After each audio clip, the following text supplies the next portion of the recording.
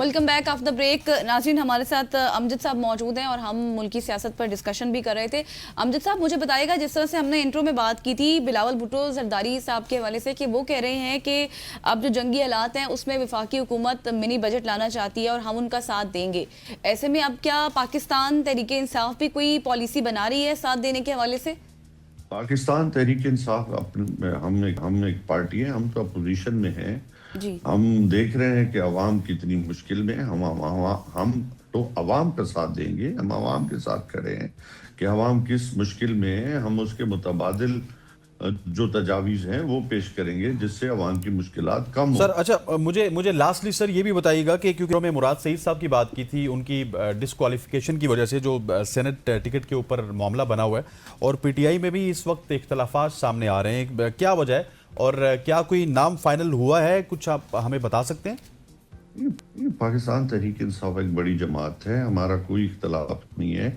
उसके लिए एक पार्लिमानी बोर्ड तश्कील दिया गया है। पार्लिमानी बोर्ड के अंदर तमाम वर्कर से, तमाम लीडरशिप से जो अहल होंगे इंशाल्लाह उनसे दरखास्तें लेंगे और मेरिट की बुनियाद पर फैसला होगा। मेरिट की बुनियाद पर फैसले होंगे। Thank you so much. Amjad Ali Khan साहब हमारे साथ मौजूद थे, इन डिटेल हम डिस्कशन कर रहे थे। अब आगे बढ़ते हैं और बात करते हैं पीएसएल के हवाले से, क्योंकि कज़ाफी स्टेडियम लाहौर में खेले गए मैच में मुल्तान सुल्तान्स ने कोयटा ग्लैडिएटर्स को बासानी शिकस्त देकर टेबल की टॉप पोजीशन हासिल कर ली है। और पहले बैटिंग करते हुए कोयटा ग्लैडिएटर्स ने मुकर्रर 20 ओवर्स में 7 विकेटों के नुकसान पर 166 रन बनाए।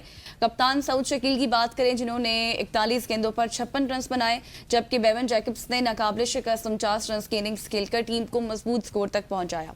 अहमद दानियाल 22 रन बनाकर जख्मी होकर रिटायर हुए और इसके साथ साथ मुल्तान सुल्तान्स की जानिब से मोहम्मद नवाज ने शानदार बॉलिंग करते हुए 3 विकेटें हासिल की, जबकि इरफात मिन्हास ने 2 खिलाड़ियों को आउट किया।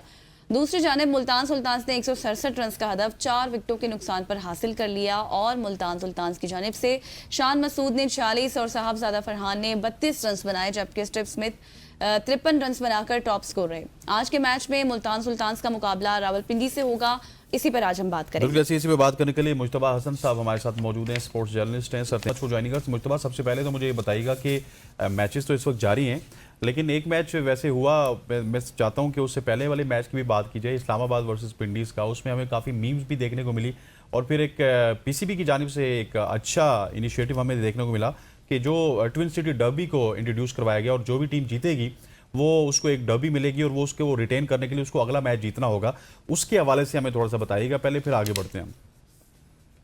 बहुत शुक्रिया हसनैन भाई। मेरे ख्याल से ये जो पीसीबी ने एक इनिशिएटिव लिया है, बड़ा डिफरेंट और बड़ा यूनिक किस्म का इनिशिएटिव है और एक अच्छी चीज़ है। और जिस तरह अभी इस्लामाबाद के पास है, तो मेरे ख्याल से क्योंकि पिंडीज की टीम जिस तरह की परफॉर्म कर रही है, जिस तरह की परफॉर्मेंस अभी हम देख रहे हैं, मुसलसल शिकस्तों पे शिकस्त हो रही है उनको, और डेब्यूटेंट टीम है इस पीएसएल में इस्लामाबाद की। जो दूसरी अगर बात करते हैं तो बड़ी एक्सपीरियंस साइड है।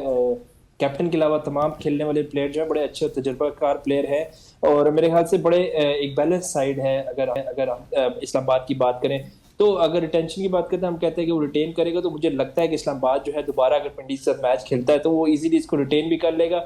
और ये एक अपनी नोयत का एक डिफरेंट मेरे ख्याल से एक बनाया इनिशिएटिव लिया पीएसएल ने। और इस तरह की चीज़ें जो होती है, मेरे ख्याल से पीएसएल क्योंकि ऑलरेडी इतने ज़्यादा क्राइसिस में, इतने ज़्यादा मुश्किलात से दो चार है इस वक्त। एक तो क्राउड नहीं आ रहा, फिर क्राउड बंद किया हुआ। दूसरी जगह अगर हम बात करते हैं तो कहीं बॉल टेम्परिंग के केसेस आ रहे हैं, तो कहीं दीगर चीज़ें सामने आ रही हैं। इन सब चीज़ों के बावजूद एक अच्छी इनिशिएटिव जो होता है उसको हमें बैक करना चाहिए और हमें सपोर्ट करना चाहिए। मेरे ख्याल से जितना ज़्यादा हम इसको हाईलाइट करेंगे ये अच्छी चीज़ें, तो इस तरह की देखिए आप देखेंगे ये हमारी जो चीज़ें होती हैं वो बाद में दूसरी लीग्स में कॉपी की जाती हैं।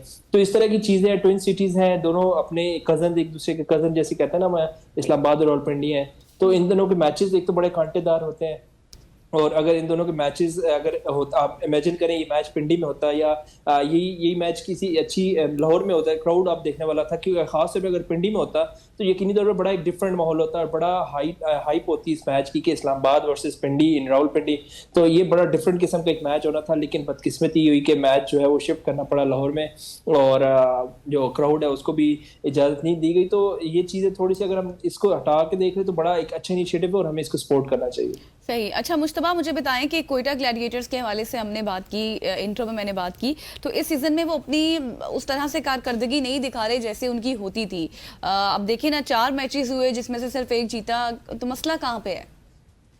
देखिए इस दफ़ा क्योंकि टीमों की तादाद बढ़ा के 8 कर दी गई, पहले 6 टीमें थी, जिसकी वजह से प्लेयर्स जो है वो इधर से उधर शफल किए गए और दूसरी टीमों को जो है एडजस्टमेंट में टाइम लगता है। कोयटा भी इस फेज में, कोयटा की हमेशा हम बात करते हैं कि वो ऐसी टीम है जैसे पाकिस्तान क्रिकेट टीम है ना, कि कोई भी आईसीसी इवेंट शुरू करता है तो वो स्टार्ट में मैच हारता है, फिर थोड़ा सा बेहतर परफॉर्म करता है, फिर जब बिल्कुल उस टूर्नामेंट से बाहर होने के करीब होता है तो वहां पे थोड़ी सी अपनी परफॉर्मेंस को बेहतर कर लेता है। कोयटा की भी परफॉर्मेंस अगर हम देखें पिछले कई पीएसएल में, तो उनकी परफॉर्मेंस भी ऐसी उतार चढ़ाव का शिकार रही है। शुरू में थोड़ा स्लो स्टार्ट लेते हैं, उसके बाद जब टूर्नामेंट के खत्म होने करीब होता है वहां पे वो परफॉर्मेंस शुरू कर देते हैं और उसके बाद वो अपने टॉप 4 में जगह बनाते हैं। कोयटा सबसे बड़ा जो मेरे ख्याल से इशू है, जो उनके कप्तान है सऊद शकील, वो कोई T20 मटेरियल है नहीं, फिर उनको कप्तान बना दिया गया है। उनके जो स्ट्राइक रेट है, बाबर आजम पे हम बड़ी बातें करते हैं, हम रिजवान पे बातें करते हैं, लेकिन सऊद शकील के साथ एक बार फिर कोयटा ने अपना जो सफर है वो जारी रखने का फैसला किया। मेरे ख्याल से दीगर टीमों को अगर हम देखें तो उनमें भी कई ऐसे कप्तान मौजूद है जो खुद परफॉर्म नहीं कर पा रहे। इसी तरह कोयटा का भी यही मसला है कि उनकी जब performance not leading from the front, तो फिर जो पूरी टीम पे प्रेशर आता है, बर्डन बनता है। और उनकी कप्तानी में ये जरूर कहूंगा बेहतरी जरूर आई है, लेकिन अभी भी T20 मेयार के मुताबिक उनकी कप्तानी नहीं है। और इसके बाद सरफराज अहमद जब से कोयटा को छोड़ के, जब कोई सरफराज अहमद थे तो उन्होंने बड़ा यूनाइट करके रखा था, बड़े अच्छे तरीके से टीम को लीड कर रहे थे, जिसकी वजह से वो पीएसएल के फाइनल्स भी खेलते थे, पीएसएल के सुपर 4 में भी जगह बनाते थे। जब से सरफराज गए हैं, मैनेजमेंट चेंज हुई, कोयटा के ये सऊद शकील आए हैं, और फिर इस साल जो प्लेयर्स रिटेंशन नहीं हुई, प्लेयर्स चेंजेस आई हैं, जो टीमें जो है अभी तक अपने प्लेयर्स को वो जलन नहीं कर पाई, एक दूसरे के साथ लिंक नहीं कर पाई कि किसको कहाँ खिलाना है, किसको कैसे यूज करना है, यूटिलाइज करना है। हालांकि कोयटा एक एक्सपीरियंस साइड है, उनके पास मैनेजमेंट बड़ी एक्सपीरियंस है, उसके बावजूद जो मुश्किलात का शिकार हो रही है, मेरे ख्याल से अभी तो 4 मैच हुए, अभी पीएसएल में काफी मैचेस बाकी हैं, और उम्मीद यही है कि कोयटा जो है हमेशा की तरह अपना जो स्लो स्टार्ट है उससे बाहर निकलकर, अब उनके पास गलती की गुंजाइश है नहीं, ऑलरेडी 4 में से 3 मैच हार चुके हैं। तो मेरे ख्याल से कोयटा को अब फौरन से जल्दी से अपने आप को इकट्ठा करना पड़ेगा और एक साथ मैच जीतने पड़ेंगे। 1-2 मजीद शिकस्त की सूरत में मेरे ख्याल से कोयटा का सफर खत्म हो सकता है, लेकिन उनको ये एडवांटेज जरूर है कि नई जो डेब्यूटेंट टीम्स है जैसे हैदराबाद हो गई और पिंडीज हो गई, वो अपने अपने सारे मैचेस हारते जा रही हैं, जिसकी वजह से कोयटा का सफर जो है वो निस्बतन थोड़ा सा आसान होता जा रहा है। अगर पिंडीज या हैदराबाद भी अपने मैच जीत रही होती तो अब कोयटा के लिए ज्यादा मुश्किलात होती, लेकिन क्योंकि अब कोयटा जो है अभी भी चांस इस वजह से मौजूद है कि बाकी टीमें जो है अपना मैचेस हार रही हैं और आखिरी 2 पोजीशन पे मौजूद है। कोयटा को इस वजह थोड़ा सा एडवांटेज मैं जरूर दूंगा कि वो सुपर 4 में अभी भी जा सकती है, अभी भी उनके पास मौका काफी बाकी है, लेकिन यही है कि अब इससे ज्यादा गलती की गुंजाइश बाकी नहीं है। और मुझे ये बताइएगा कि ये जो सऊद शकील का आपने जिक्र किया मुश्तबा, सऊद शकील हो गए, फिर मोहम्मद रिजवान हो गए, इनकी आपकी T20 टीम में जगह नहीं बनती है, तो क्या आप समझते नहीं है कि इनको फिर किसी फ्रेंचाइज की कैप्टनसी भी नहीं करनी चाहिए और यहाँ पे आपको इस तरह के कैप्टन को लाना चाहिए कि जो फ्यूचर में पाकिस्तान को भी सर्व कर सके एज ए कैप्टन? देखिए 8 में से 6 जो हमारे कप्तान है पाकिस्तानी कप्तान है, जबकि 2 कप्तान हमारे जो है वो फॉरनर कप्तान है, एक मार्नस लबरशाइन और एक डेविड वार्नर। मैं पीएसएल जब शुरू हो रहा था मैं यही बात कर रहा था कि पाकिस्तानी क्या पाकिस्तान पूरे पाकिस्तान में 8 कप्तान आपको नहीं मिले पूरे जो पाकिस्तान डोमेस्टिक टीम को लीड कर सकें। अभी भी हम देखते हैं कि 2 फॉरनर कोचेज है, उसके अलावा जो 6 कप्तान है जिसमें शादाब खान है, बाबर आजम है, रिजवान है, शाहीन है और ऐसे सऊद शकील है, तो शादाब खान, ये जितने भी प्लेयर हैं इनकी T20 में अब कैरियर नहीं बाकी बचा। बाबर को देख लें, हमेशा से बात करते हैं कि उसकी T20 में जगह नहीं होनी चाहिए, वनडे में चले खिला ले, टेस्ट में खिला ले, लेकिन उसको एक मतलब फिर फ्रेंचाइज क्रिकेट ने कप्तान बना दिया। मोहम्मद रिजवान का भी सेम सिनेरियो है, वो T20 में होते नहीं है लेकिन उनकी कप्तानी दे दी गई है। दूसरा सऊद शकील है जिसका T20 में अब तो क्या आपसे 10 साल बाद भी कैरियर में जगह, टीम में जगह नहीं बन रही, वो भी कप्तानी कर रहा है। शादाब खान जो है वो आपको पता है कि अंडर स्कैन मुश्ताक की आंखों के तारे हैं और उन्होंने कहा है कि वो हमारे लिए बेहतरीन जो ऑलराउंडर है पूरे पाकिस्तान में, उन जैसा बल्कि पूरी दुनिया में जैसा ऑलराउंडर कोई नहीं है, उनको कप्तान बना दिया। तो ये चीजें थोड़ी सी नहीं होनी चाहिए थी। बेहतर ये होता कि नए लड़के जो है जिस तरह के पाकिस्तान को जिन्होंने फ्यूचर रिप्रेजेंट करना है, जैसे साहबजादा फरहान हो गए, जिसमें साइम अयूब हो गए, इनको कप्तान बना के मौका दिया जाता कि आपने कप्तानी करे, डोमेस्टिक फ्रेंचाइज में कप्तानी करे, मैचेस जीते, कॉन्फिडेंस आएगा। कल को हो सकता है आपने पाकिस्तान की कप्तानी करनी है। अब हम अगर पाकिस्तान की कप्तानी की बात करें तो मुठजोड़ के यही 4-5 लड़के जो हैं जो भी कप्तानी कर रहे हैं, इन्हीं पर हम इंतजार करेंगे क्योंकि उन्होंने पीएसएल का मैच जितवाया, वो पीएसएल टाइटल जितवा दिए। शाहीन शाह अफरीदी को कप्तानी दी गई कि उसने लाहौर कलंदर को 2 टाइटल जितवा दिए, लेकिन इंटरनेशनल मैचेस की कप्तानी और डोमेस्टिक मैचेस की कप्तानी में जमीन आसमान का फर्क है। और वो फर्क हमने देखा था जब सीरीज हुई थी अभी, और बांग्लादेश के खिलाफ सीरीज में हमने देखा वहां पे भी हारे। और फिर T20 और वनडे की कप्तानी जो है बड़े डिफरेंट फॉर्मेट्स होते हैं दोनों, एक 50 ओवर एक 20 ओवर में, शहीन को T20 यहाँ पे कप्तानी की बुनियाद पर 50 ओवर का कप्तान बना दिया गया था। ये चीजें हमारे पाकिस्तान क्रिकेट में ही हो सकती है, और जब तक पाकिस्तान टीम में आकिब जावेद मौजूद है तो इस तरह के फैसले जो हैं कोई ज्यादा हम नहीं एतमाद कर सकते कि इस तरह के फैसले ना हो। उम्मीद ये की जाएगी जो आकिब जावेद साहब के करीब होगा वही कप्तान बनेगा, वही टीम में रहेगा। बाकी इंजर्ड हो जाएंगे या बाहर हो जाएंगे, नेशनल कप में बेशक वो कप्तानी कर रहे हो, परफॉर्म कर रहे हो, लेकिन वो टीम में जगह नहीं बना पाएंगे जब तक आकिब जावेद साहब से उनके ताल्लुकात जो है बेहतर नहीं होंगे। सही। अच्छा मुश्तबा, मुझे स्टीव स्मिथ के हवाले से बताइएगा, वो काफ़ी अच्छी परफॉर्मेंस दिखा रहे हैं, आपको लगता है कि वो गेम चेंजर साबित हो रहे हैं? आपने किसकी बात की भी? मैंने स्टीव स्मिथ की बात की है, जिनकी शानदार इनिंग्स जिसको काफ़ी इस वक्त डिस्कस भी किया जा रहा है। जी बिल्कुल, इनकी परफॉर्मेस अगर देखें ओवरऑल हमारे अभी जितने भी अगर हम इस पूरे पीएसएल में देखें तो मैं कहूँगा पीएसएल जो है वो नौजवानों को पीएसएल इस दफा चल रहा है। इस दफा आपके कोई भी सीनियर प्लेयर जो है वो परफॉर्म नहीं कर पा रहे। आपके पास अभी जितना भी आप देखें, आपके जो सीनियर प्लेयर उनकी परफॉर्मेंस एक साइड पे रखें और आपके जूनियर्स जो परफॉर्म कर रहे हैं उनकी परफॉर्मेंस एक साइड पे रखें, तो आपको वाज़ेह फर्क नजर आएगा। ऐसे लगेगा ये या पाकिस्तान के इमर्जिंग टैलेंट की जो लीग है वो चल रही है। पाकिस्तान सुपर लीग तो मुझे नजर नहीं आ रही इस दफा, क्योंकि ना आपका मेन प्लेयर बाबर है, आपका शहीन है, हारिस है, शादाब है, इसके अलावा नवाज है, इमाद वसीम हो गया, जितने भी प्लेयर हैं वो परफॉर्म नहीं कर पा रहे।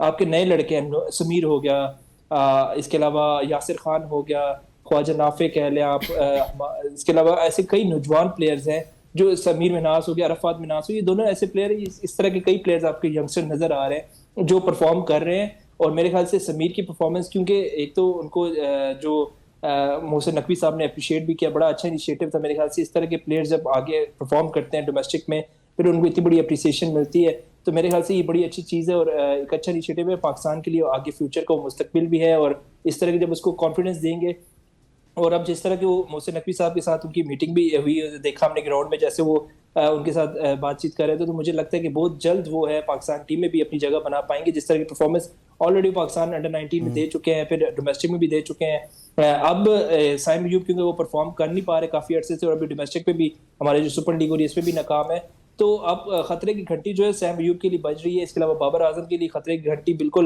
हम बज रही है। और मेरे ख्याल से समीर मिनहास जो एक नया टैलेंट है, इसके अलावा हमारे पास यासिर खान का एक बड़ा अच्छा ओपनर हमें मिल रहा नजर आ रहा है पीएसएल में। लेकिन मैं यही कहूंगा कि जब तक लड़के जो है पीएसएल की बुनियाद पर अगर आप सिलेक्शन करेंगे तो आगे जाके वो परफॉर्म नहीं करेंगे। इनको अभी मजीद पॉलिश करने की जरूरत है। इनको मजीद अंडर-19 या पाकिस्तान ए के साथ टूर करवाने चाहिए, इंटरनेशनल टूर्स करवाने चाहिए, ना कि इनको डायरेक्ट टीम में ले और डायरेक्ट ऑस्ट्रेलिया भेज दे या न्यूजीलैंड भेज दे, जहाँ पे वो 1-2 मैच परफॉर्म नहीं कर पाए और उसके बाद उनको टीम से निकाल के गायब कर दे। हमारे पास बड़ी अच्छी मिसाल थी इरफान खान न्याजी की, वो बिल्कुल गायब हो गए थे मंजर आम से। इस तरह कई ऐसे प्लेयर हमारे पास, सुफियान मकीम था, उसको भी हमने अच्छा, ये जो आपने बात की इस पूरी अगर लीग की बात की जाए तो यहाँ पे कुछ ऐसे प्लेयर्स हैं मुश्तबा जिनमें काफ़ी ज़्यादा टैलेंट नज़र आ रहा है। जिस तरह समीर मिनहास की आप बात कर रहे हैं, अरफात मिनहास हैं, शामिल हुसैन हैं, माज सदाकत हैं। क्या आप समझते हैं कि इनके आने से या फिर इनकी परफॉर्मेंस से ये जो ओल्ड गन्स हैं उनको भी थोड़ा सा दचका भी तो मिलेगा और फिर उसके बाद वो फिल्टर आउट भी होते जाएंगे और आहिस्ता आहिस्ता आप नए टैलेंट को नेशनल टीम में भी परफॉर्म करते हुए देख सकते हैं? फिर देखिए, ओल्ड गन्स की आप बात करते हैं तो वहाँ पे हमारा स्पाशी कल्चर बड़ा मशहूर है।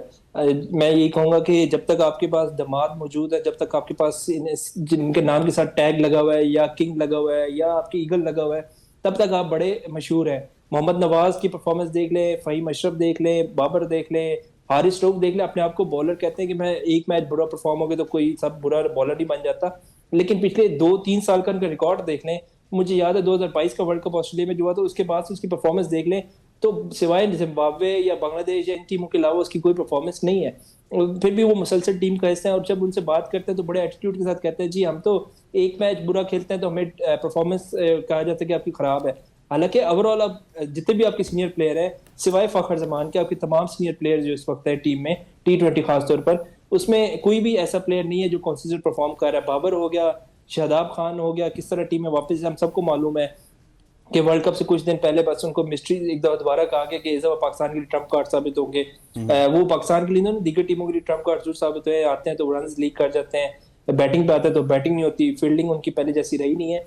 इस तरह शहीन की बात करते हैं तो 15-20 रन जो आखिरी ओवर में डिफेंड करने होते हैं वो नहीं होते। हारिस स्टोक की बात करते हैं तो ये इनके नौजवान लड़कों के आने से इन पे प्रेशर जरूर आएगा और अच्छी चीज है कि नौजवान परफॉर्म कर रहे हैं तो अब आपको पता लगेगा कि आपके पास बैकअप टैलेंट है। जो लोग कहते थे बिल्कुल, वो आप सही पाकिस्तान के कह रहे पास हैं, बैकअप टैलेंट हमारे नहीं पास है। मौजूद है। Thank you so much Mushtaba Hasan मौजूद थे, हम बात कर रहे थे क्रिकेट के हवाले से, आज के मैच के हवाले को डिस्कस कर रहे थे। यहाँ पर लेते एक शॉर्ट सी ब्रेक, वापस आएंगे, हमारे साथ रहिए।